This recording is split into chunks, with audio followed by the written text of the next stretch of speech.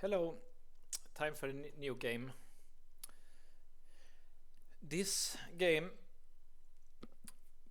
was very important, or maybe this tournament was very important for Magnus, because it was the World Cup in Khanty-Mansiysk in Russia in 2005. And it was important for Magnus because it was the first chance for Magnus to qualify to become world champion. Magnus was already 15 and probably already one of the favorites. Maybe not rating wise, but playing strength wise, to get a good result here in the World Cup in Khanty-Mansiysk. At that time it worked like this, that the winner of the World Cup qualifies for the candidates tournament, and that's like the first step to becoming world champion.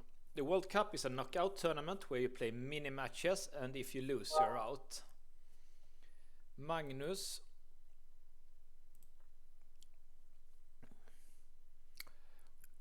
won the first 3 matches, and he lost to Yevgeny Bareyev, a Russian player, in the 4th round.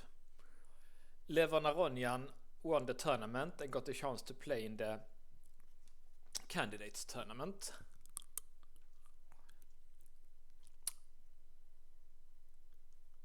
In one round, Magnus played against Gata Kamsky, and obviously he won the match because he advanced to the next round, where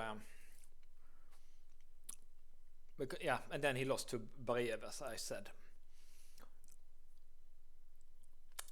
But at this time, Gata Kamsky was one of the most famous chess players in the world. He was born 1974 in Russia, and Kamsky got Grandmaster at the age of 16, which at the time was the youngest Grandmaster ever in history. 1989 he moved to USA and started to represent USA in team tournaments. Kamsky's most famous achievement in chess was that he qualified for a world championship match against Anatoly Karpov. As you might remember, Kasparov had some arguments with FIDE, so he left FIDE, so Karpov was world champion again because Kasparov had left FIDE, and Kamsky got this chance to play Karpov after he won the candidates tournaments in 1994-95. And this match was against Karpov was held in 1996. It was 20 games, but Karpov won that match.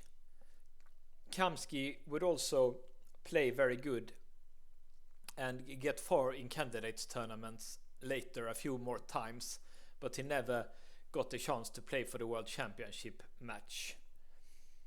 After that, this game was then Kamsky took a break from chess, and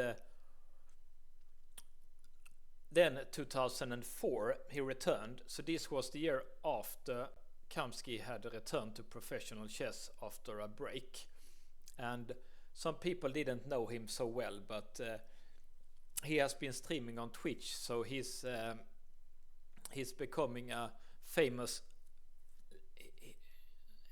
More people know him as the famous legend he is. So okay, so let's look at the game here against Carlsen. I don't have any rating here, but Kamsky for sure has 2700. So, and Magnus, I don't know his rating, but maybe 2600 something.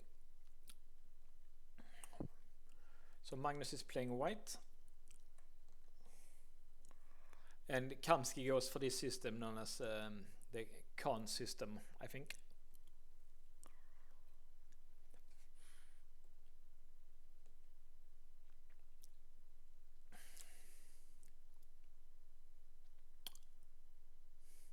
And here apparently White had a chance to take a pawn here.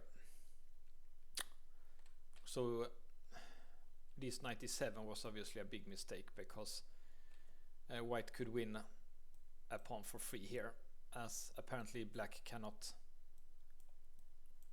take it because of tactics. And White is obviously winning here with such active pieces.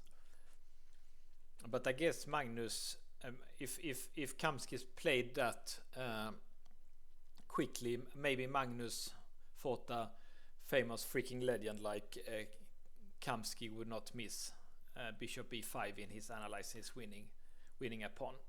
So he played something else. And here Magnus plays a nice move, in my opinion. The computer thinks Black should have taken here with the bishop or the queen. And he plays a move that Mikael Tal would play in many of his games in his chess book. He's often playing, White in Sicilian is often playing this 95, sacrificing a piece but getting a strong attack. Maybe Kamsky should have moved the queen, but then bishop f4 and White's position is dominant. But computer thinks that was better than to accepting the sacrifice. So in true spirit, like Michael Tal used to play, White is not trying to regain material, so it's just trying to get like a dominant position. Hard for Black to get out with his pieces, and even if Black would castle queenside, the king would not be safe there either.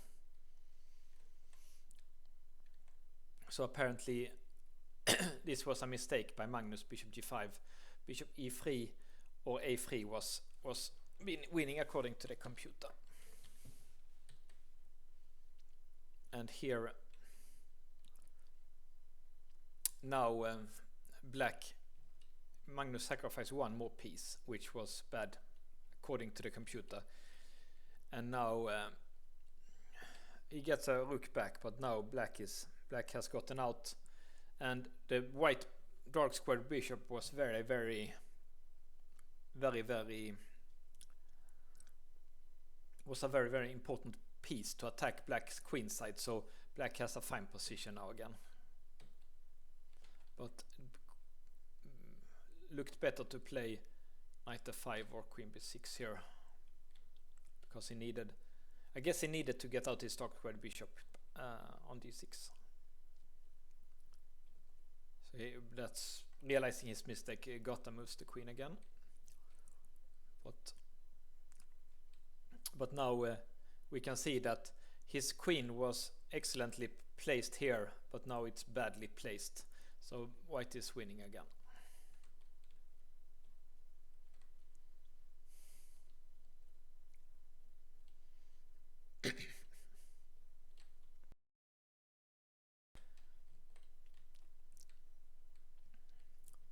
But of course not so easy, but Black doesn't have so much place, so moving b4 c5 or something like that should do it. And here Gata tries to trade queens. So apparently instead of this and c5, and he can't take that because of this, so that would have been winning for, and apparently like this would have been winning for Magnus, because of this tactics. Quite a long hard variation, but not impossible for Magnus to find. But maybe he thinks this is also relatively easy. But this move, rook e8, the computer does not like, and he says that Black could get a draw now.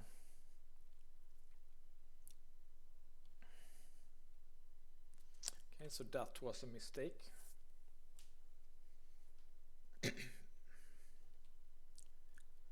because of this.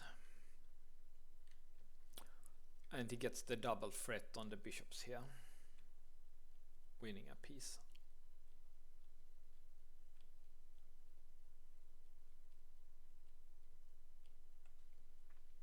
Yeah, and this is technically one now, so black resigns. Was an interesting endgame here. A lot of mistakes this game, which is not so common to see for two such legendary players, but an interesting game anyway.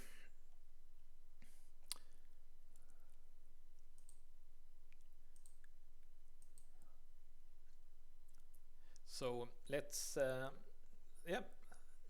So go if you want to watch Gata. He's sometimes streaming on Twitch, so you can watch him play Title Tuesday and like that. And also Badoyova is also that. So if you want to see any of those players, you could watch them on Twitch. So see you next game.